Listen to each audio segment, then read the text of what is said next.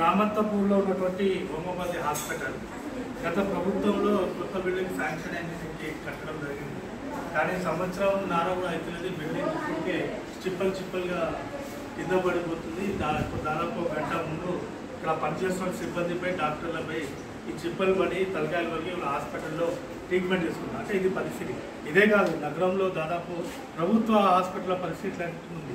ఎప్పుడు వర్షం పడినా కూడా ఎప్పుడు కూలిపోతే పరిస్థితులు ఉన్నాయి. అందుకే రాష్ట్ర ప్రభుత్వం దీన్ని దృష్టి పెట్టాలి. వైద్యం సంబంధించి హాస్పిటల్ మెడికల్ మీద ఎక్కువ బడ్జెట్ కేటాయించి మరమ్మతులు చేయాల్సిన అవసరం ఉంది. అదేవిధంగా ఇప్పుడు మనం చూస్తున్న పరిస్థితి ఇది గాంధీ హాస్పిటల్ పరిస్థితి ఎట్లా ఉంది, ఉస్మానియా హాస్పిటల్ పరిస్థితి ఎట్లా ఉంది, ఈఎన్టీ మన కోటి హాస్పిటల్ పరిస్థితి ఎట్లా ఉంది.